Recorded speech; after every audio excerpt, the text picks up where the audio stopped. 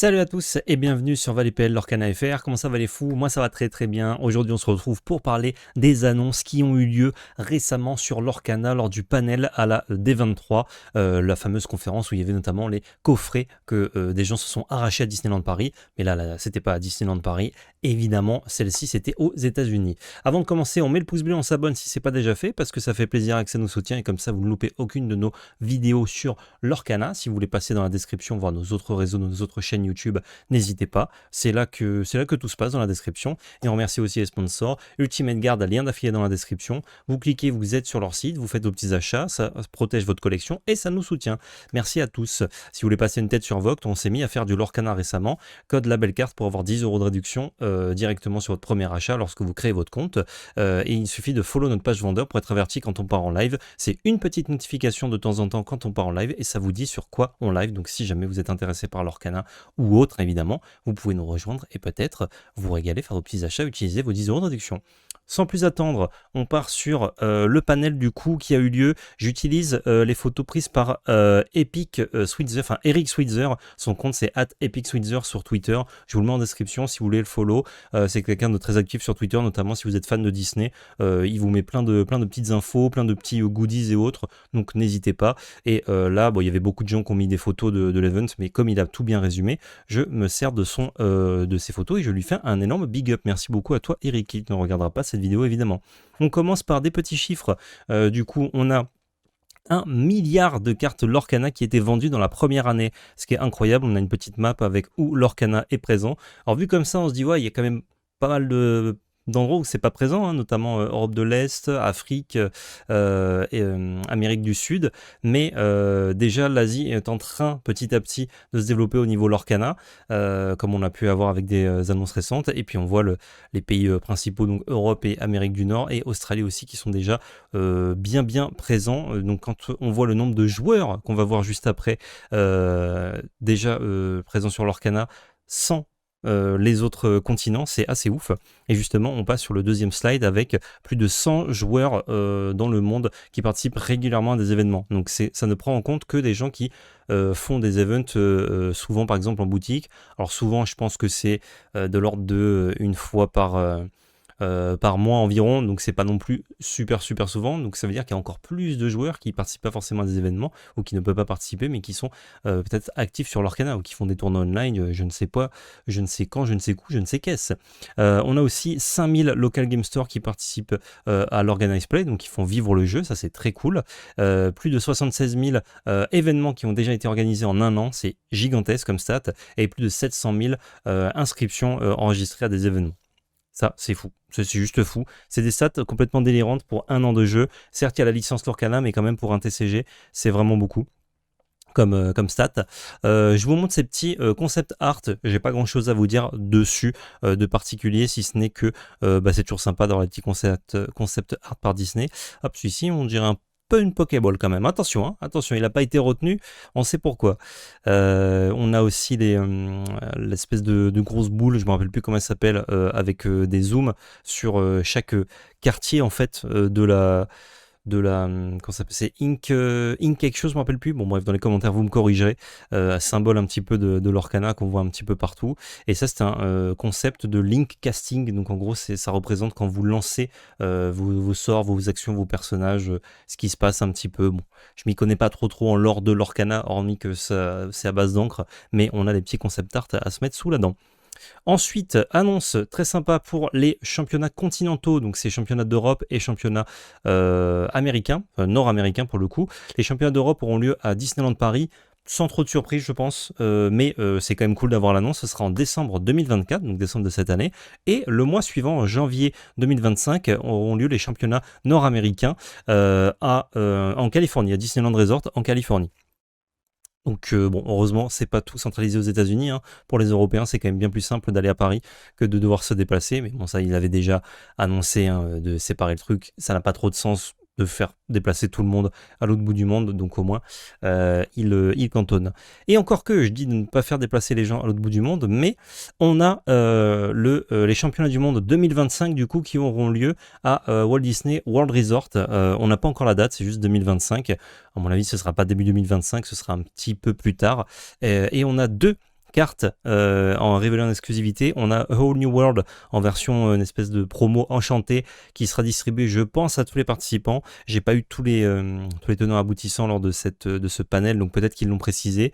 J'ai l'impression que c'était juste la carte de participation. En même temps, c'est difficile de participer au championnat du monde, donc c'est déjà pas mal d'avoir au moins une petite récompense comme ça. Et la carte pour le gagnant, un Mickey Brave Little Tailor doré en numéroté 1 sur 1, estampillé World Champion 2025. C'est incroyable. Un peu peut-être déçu qu'ils aient pas fait une autre carte, parce que celui-là, on le connaît un peu déjà, ce Mickey doré, même si c'est pas exactement le même.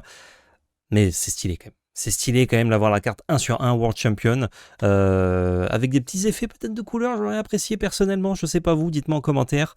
Là c'est full doré, après ça claque, hein, de toute façon le but c'est juste que tu gagnes ça et tu la revends énormément d'argent au plus offrant pour qu'il le mette dans sa collection, hein. Toi tu ne veux pas garder ça en tant que joueur, hein, puisque il y aura certainement pas d'argent à gagner, il y aura des lots dont ça, donc en fait ça c'est ta récompense pour avoir gagné le tournoi, et en tout cas c'est très très très stylé.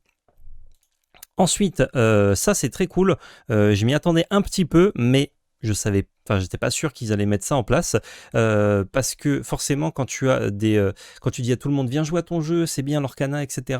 Venez, on peut tout faire, mais que tu te rends compte que dans tes challenges, en fait, il y a énormément de gens qui tryhardent, et c'est pas une mauvaise chose, mais bon, c'est plutôt concentré là-dessus, et que tes petits événements à côté, bah, ça plaît pas trop. Soit tu développes plus cet aspect-là, pour avoir justement les gens qui viennent en famille, et t'as, je sais pas, le papa et la petite fille qui vont tryhard le tournoi, et peut-être la maman et le petit garçon qui vont faire des événements à côté parce que eux, ça leur intéresse pas de jouer spécialement à l'Orcana, mais ils aiment bien Disney.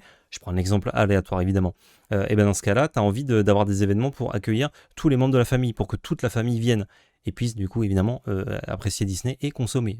C'est toujours le but sous-jacent finalement. Du coup, alors ça c'est moi qui le dis, hein, c'est pas le panel, attention. Du coup, quand tu veux faire ça, bah, t'as besoin d'avoir des events qui plaisent à tout le monde, mais c'est un petit peu compliqué quand t'as déjà 2000 personnes à caler pour faire un tournoi, t'as pas énormément de place à côté. Donc, plutôt que de développer cet aspect-là, en tout cas, ils vont peut-être le faire, mais ils n'ont pas communiqué là-dessus, ils développent d'autres événements qui du coup peuvent réunir toute la famille, dont les joueurs de l'Orcana, mais qui ne sont pas axés sur le compétitif. C'est les Disney l'Orcana Quest. C'est la réponse casual à Disney. Enfin, de Disney, pardon, par rapport au Lorcana Challenge. C'est plutôt focus sur de la coop, hein, vous voyez le petit texte de Eric en haut à droite. C'est sur des activités, donc on va passer un bon moment en fait, pas vraiment en mode un V11 Soros, mais plutôt voilà, le jeu est autour du jeu, et beaucoup de quêtes à faire dans le parc. Donc si c'est dans le parc, je suppose que ce sera dans les parcs Disney que ces Disney Lorcana Quest auront lieu.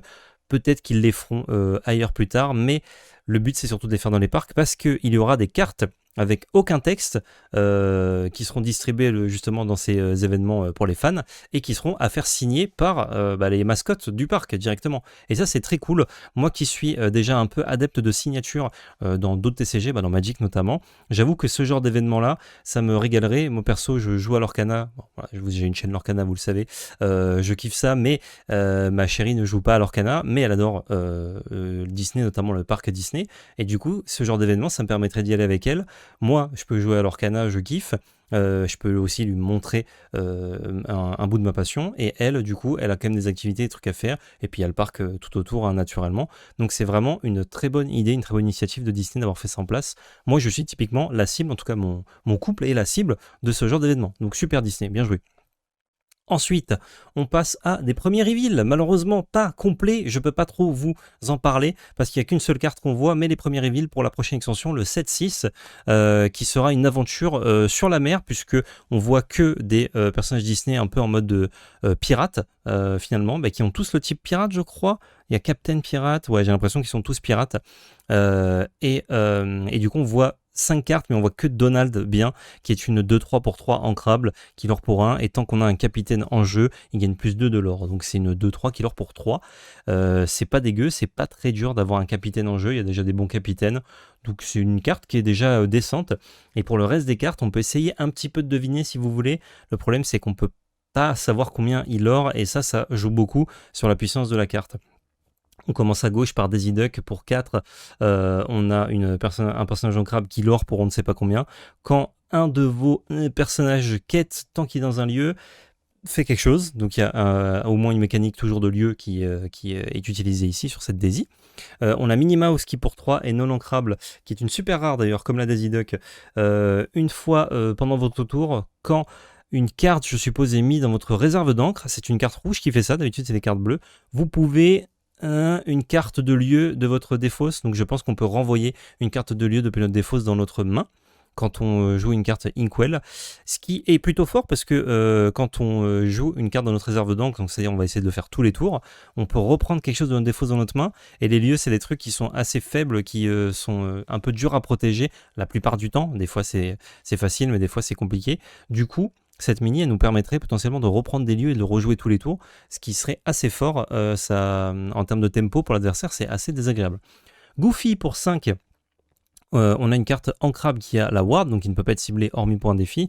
Et quand ce personnage un personnage choisi gagne ward jusqu'à votre prochain tour. Donc je pense que c'est quand ce personnage part en quête, et je dirais que il doit l'aurer pour 2, vu qu'il a déjà la ward et qu'il donne la ward à autre chose, mais j'aimerais bien qu'il l'ore pour 3 et qu'il ait des stats un petit peu basses, en fait, en faire une espèce de Cusco qui l'ore aussi bien, même s'il se protège moins bien, mais qui peut donner la ward à un autre personnage. Je suppose qu'il fait ça. Là, vraiment, ça dépend de combien il ore et de ses stats. C'est trop dur de dire si c'est une bonne carte ou pas, mais c'est une carte ward qui donne ward à autre chose, donc ça permet de protéger un peu plus. Et on finit sur Mickey Mouse pour 5 ancrables. Il se shift pour 3. Il est pirate et capitaine, et héros, et footborn. 4 types extraordinaires. Quand ce personnage part en quête, je suppose, un personnage pirate choisi gagne plus 2 de force, et gagne ce personnage ne prend pas de dommages tant qu'il challenge ce tour-ci. C'est une nouveauté, ça, le fait de ne pas prendre de dégâts en challengeant, et c'est ce qui manquait, je pense, à beaucoup de mécaniques de bagarre, parce que souvent tu as envie de te bagarrer plusieurs fois avec tes personnages et tu peux pas trop parce que ils meurent ensuite, alors que là le fait qu'ils ne prennent pas de dommages, ça te permet de challenger et de tuer potentiellement un personnage adverse gratuitement. Enfin gratuitement, t'as payé l'encre de ton personnage, mais t'as pas perdu de personnage dans l'opération, donc c'est assez fort. Ça se shift pour 3, ça va dépendre encore une fois de ses stats et de son lore, mais ça a 4 bons types, shift pour 3, il y a des Mickey qui sont très décents à jouer avant dans la curve, notamment à 1 et 2, pourquoi pas. Pourquoi pas, ce petit Mickey Mouse, il donne envie d'essayer de faire des trucs en tout cas. Autre annonce pour le 7.6, c'est l'arrivée des Rescue Rangers. Alors ça, il y a beaucoup de gens qui étaient très contents. Moi, j'avoue que je connais pas trop. Je connais juste les espèces de tic et tac en mode chemise à fleurs et un peu Indiana Jones, que j'ai déjà vu quand j'étais gosse, mais j'ai pas spécialement vu ce dessin animé. Écoutez, si vous êtes fan, tant mieux pour vous, ça arrive dans le 7.6. Si vous connaissez pas, si vous êtes comme moi, mais c'est pas grave, on profitera des cartes sans forcément être fan. Et enfin, on termine sur les plus grosses annonces, je pense, les annonces les plus attendues de ce panel. On a Taram et le chaudron magique, donc Black Cauldron en anglais, qui arrive en 2025. On a, avec un concept art du coup, qui nous a teasé ça. On a Pocahontas qui arrive en 2026. Beaucoup de gens se demandaient si ça allait arriver, etc. Et si vous avez regardé en haut à droite, ou même je pense que je l'ai mis dans le titre et dans la miniature, vous avez Pixar qui arrive en 2026, et ça c'est extraordinaire. Extraordinaire, moi je suis bien plus fan de Pixar que de Disney au global, notamment parce que j'ai pas vu beaucoup de Disney quand j'étais jeune, donc moi Pixar, ça me parle beaucoup plus. La plupart des Pixar bangers en plus sont sortis quand j'étais quand